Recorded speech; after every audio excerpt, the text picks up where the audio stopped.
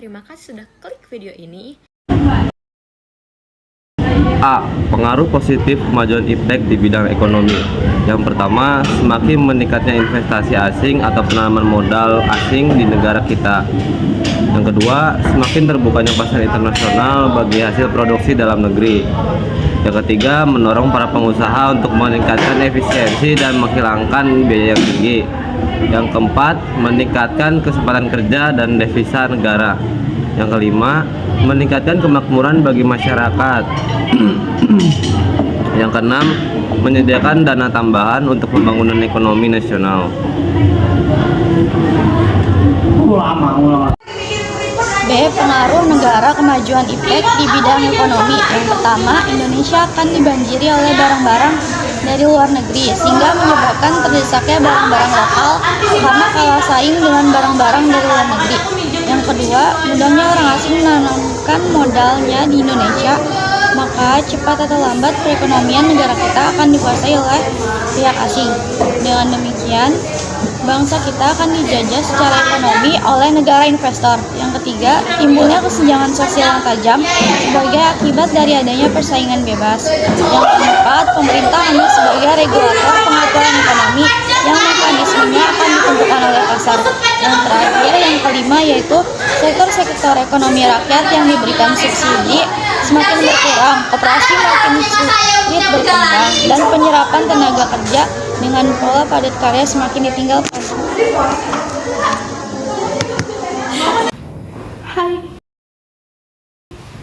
Jadi di sini saya tuh bakal ngejelasin bentuk ancaman apa aja sih yang timbul dari kemajuan iptek di bidang ekonomi. Nah, buat yang pertama, kemajuan iptek ini memungkinkan perusahaan dari berbagai negara untuk bersaing secara lebih intensif atau lebih besar di pasar global.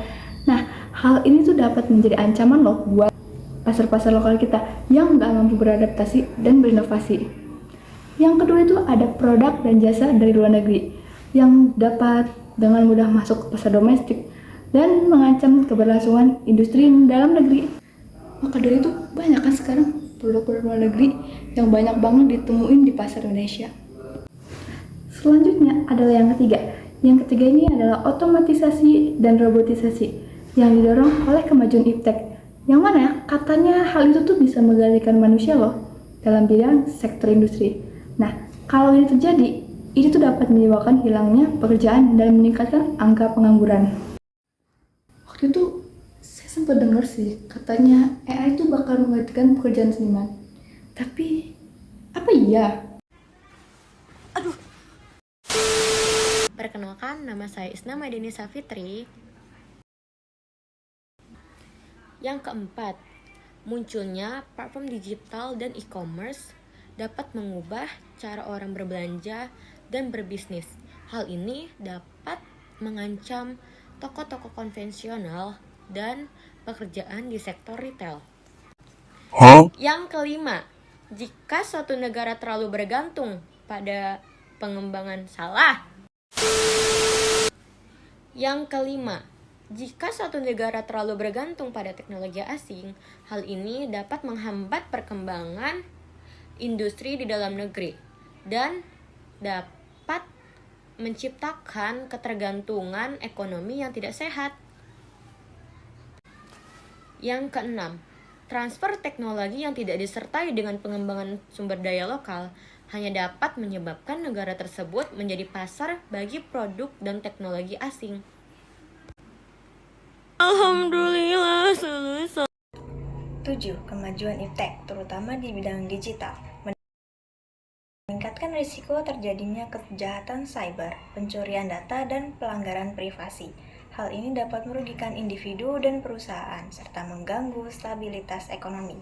Yang kedelapan, kemajuan iptek dapat memperlebar kesenjangan ekonomi antara negara maju dan negara berkembang, serta antara kelompok masyarakat yang memiliki akses terhadap teknologi dan yang tidak. Perusahaan-perusahaan besar yang menguasai teknologi cenderung mendapatkan keuntungan yang lebih besar, sementara usaha kecil dan menengah (UKM) seringkali kesulitan untuk bersaing. Tapi ancaman terhadap ekonomi sebuah negara sebagai dampak dari kemajuan iptek. 1. Meningkatkan kualitas sumber daya manusia melalui pendidikan pendidikan dan pelatihan yang relevan dengan kebutuhan pasar kerja di era digital. 2. Mendorong inovasi dan pengembangan teknologi di dalam negeri, serta memperkuat sinergi antara perguruan tinggi, lembaga penelitian, dan industri. 3. Memperkuat infrastruktur digital yang handal dan terjangkau di seluruh wilayah Indonesia. 4. Menciptakan regulasi yang adaptif terhadap perubahan teknologi dan melindungi kepentingan nasional. 5. Mendorong UMKM untuk go digital agar dapat bersaing di era ekonomi digital. Dan yang ke-6, meningkatkan kesadaran masyarakat mengenai keamanan data dan privasi di era digital. Sikap selektif dalam menghadapi pengaruh kemajuan iptek dalam bidang ekonomi. Yang pertama, fokus pada bagaimana iptek dapat memperkuat sektor-sektor unggulan dan mengatasi tantangan yang ada seperti ketimpangan ekonomi, pengangguran, dan ketergantungan pada impor. Selaraskan adopsi iptek dengan prioritas pembangunan nasional, misalnya jika pemerintah sedang fokus pada pembangunan UMKM, maka teknologi yang dipilih harus mendukung pertumbuhan dan daya saing UMKM. Yang kedua, kenali potensi manfaat iptek untuk meningkatkan efisiensi produktivitas dan daya saing bisnis. Misalnya, otomatisasi proses produksi, penggunaan e-commerce untuk memperluas pasar atau analisis data untuk pengambilan keputusan yang lebih baik. Pertimbangkan juga potensi risiko dan tantangan yang mungkin timbul akibat kemajuan iptek. Misalnya, perubahan pasar yang cepat, persaingan yang semakin ketat, atau ancaman keamanan siber. 3. Bangun kemitraan antara pemerintah, pelaku industri, akademisi, dan masyarakat untuk menghadapi tantangan dan memanfaatkan peluang iptek. Sinergi adalah kunci kemajuan yang berkelanjutan. Adakan juga forum diskusi dan dialog untuk membahas isu-isu terkait iptek dan mencari solusi bersama. 4. Buat regulasi yang melindungi data pribadi dan mencegah penyalahgunaan teknologi. Keamanan data adalah isu penting di era digital. Pastikan bahwa regulasi yang ada tidak menghambat inovasi, tetapi juga mencegah praktik bisnis yang tidak sehat dan monopoli. Sekian dari kelompok kami. Wassalamualaikum warahmatullahi wabarakatuh.